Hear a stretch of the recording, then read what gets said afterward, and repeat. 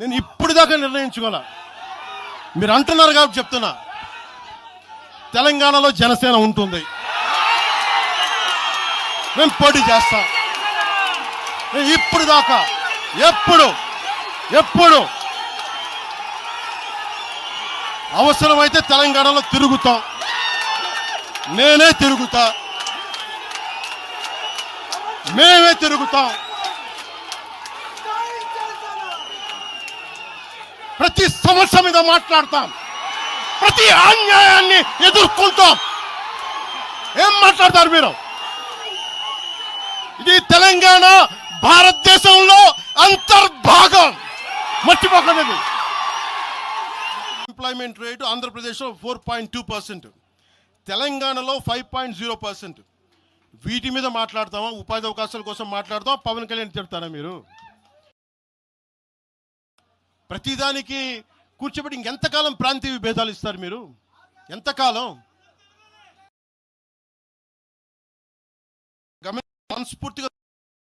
మనస్ఫూర్తిగా 6 గ్యారంటీలు 6 సీట్లు మీరు మాట్లాడండి. తెలంగాణ యుద్ధం మీరు మాట్లాడండి, మీరు నిలబడండి,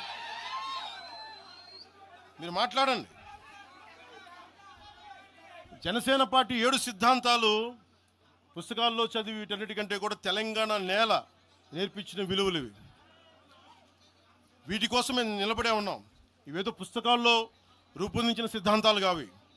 తెలంగాణలో మేము చూసిన సామాజిక వాస్తవాల నుంచి పుట్టిన సిద్ధాంతాలు ఇవి. ఉస్మానియాలో 2009లో ఆ రోజు గద్రన్న పక్కనే ఉన్నాడు. ఆ రోజు ఇట్లాగే ఇబ్బంది కలిగిస్తూ ఉంటే ఒకటే అన్నాడు గద్రన్న, అరే తమ్మి నువ్వు మాట్లాడరు, ఎవరు వస్తారు నేను చూసుకుంటానని చెప్పి.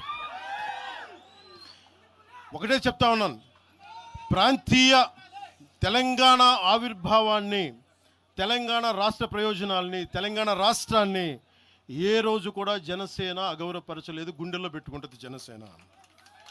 అలాగే ప్రాంతీయతను మేము గౌరవిస్తాం. అదే ప్రాంతీయత పేరుతోటి జాతీయవాదాన్ని బలహీనపరిస్తే జనసేన ఎప్పటికీ అంగీకరించదు. మేము దానికోసం కొట్లాడతాం, నిలబడతాం. ఇది మీరు ఇలా మాట్లాడితే రేపు పొద్దున ఎక్కడ దాకా పోతాయంటే,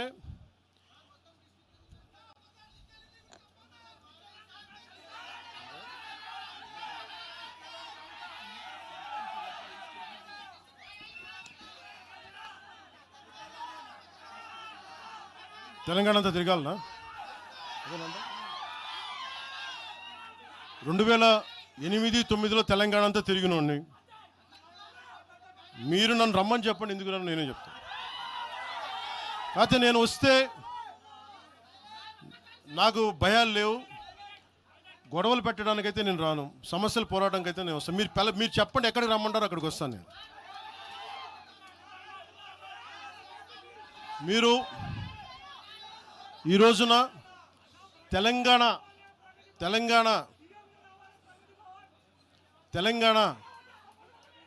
తెలంగాణకు సంబంధించి ఈ నాయకులు మాట్లాడే విధానంగా చూస్తే ఆంధ్రప్రదేశ్లో ఉన్న తెలంగాణ ఐఏఎస్లు కానీ ఐపీఎస్లు కానీ ప్రజలు కానీ తాడేపల్లిగూడెంలో ఈ మధ్యన తెలంగాణ డ్రైవర్లు పాపం ఇబ్బంది పడతా ఉంటే జనసేన ఎమ్మెల్యేనే కూర్చోబెట్టి అందరికీ ఆదుకున్నారు ఆయన. మీరు ఇలాంటి ప్రాంతీయతల మీద కనుక తీసుకొస్తే భారతదేశం సుస్థిరత చాలా దెబ్బతింటుంది. ప్రతిసారి మీరు ప్రాంతీయతలు తీసుకొని వీళ్ళు ఆంధ్ర వాళ్ళు, వీళ్ళు తెలంగాణ వాళ్ళు, వీళ్ళు మరాఠా వాళ్ళు, వీళ్ళు కూర్చోబెట్టి తమిళ్లో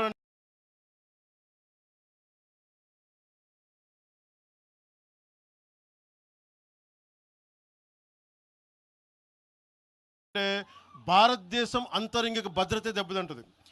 మీరు ఇలాంటి మాటలు మాట్లాడితే భారతదేశం ఉగ్రవాదం కంటే కూడా ఇది చాలా డేంజరస్. కూర్చోబెట్టి ఎక్కడ దాకా మాట్లాడాలి ప్రాంతీయత గురించి చాలా చాలా జాగ్రత్తగా ఉండాలి. ఇలాగే మీరు కూర్చోబెట్టి మాట్లాడితే మటుకు ఆఫీసర్లు ఎవరు పనిచేయలేరు. ఇక్కడున్న జర్నలిస్టులు అడగండి, ఒక్కొక్కరు ఏ ప్రాంతాల నుంచి వచ్చారు, ఎంతమంది ఆంధ్ర వాళ్ళు, ఎంతమంది తెలుగు వాళ్ళు, ఎంతమంది పత్రికాధిపతులు ఆంధ్ర వాళ్ళు, ఎంతమంది పత్రికాధిపతులు తెలంగాణ వాళ్ళు, ఎంతమంది పత్రికాధిపతులు వేరే రాష్ట్రాల నుంచి వచ్చారు. మీరు మాట్లాడిన ఒకసారి ఇలా మాట్లాడాలంటే ప్రతిదీ మాట్లాడతాం, కానీ ఎటులతో దేశం? ఎంతకాలం భయపడతారు? ఎంతకాలం విచక్షణ, ఎంతకాలంతో విభజిస్తారు మీరు? తెలంగాణను వ్యతిరేకించింది ఎవరు? సిపిఎం వ్యతిరేకించింది. సిపిఎం గురించి మీరు ఎందుకు మాట్లాడరు? ఎంఐఎం వ్యతిరేకించిన తెలంగాణ విభజన, వాళ్ళు ఎందుకు మాట్లాడరు? నోరు తెరవని జనసేన గురించి మీరు టార్గెట్ చేస్తారు. మేము భయపడతామన్నా? నేను పార్టీ పెట్టాను అంటే చచ్చిపోవడానికి సిద్ధపడే పార్టీ పెట్టాం. ఒక కాంగ్రెస్ నాయకుడు ఐ లవ్ పాకిస్తాన్ డిబేట్లో మాట్లాడే ఒక కాంగ్రెస్ నాయకుడు ఈరోజు మీడియా ముందుకు తీసుకొచ్చి పవన్ కళ్యాణ్ ప్రెస్ మీట్ పెడితే పీస్ అండ్ హార్మనీ దెబ్బతింటుందని కామెంట్ చేస్తూ ఉన్నారు. మనల్ని ఎవరు ఆపేది? అంటే వీళ్ళందరికీ ఐ లవ్ పాకిస్తాన్ అంటే వీళ్ళకి అసలు లోపటి నుంచి మొత్తం కదులుతూ ఉంటాయి అందరికీ. అంటే ప్రెస్ మీట్ పెడితే పీస్ అండ్ హార్మనీ, మీరు ఐ లవ్ పాకిస్తాన్ అంటే ఇట్స్ ఓకే.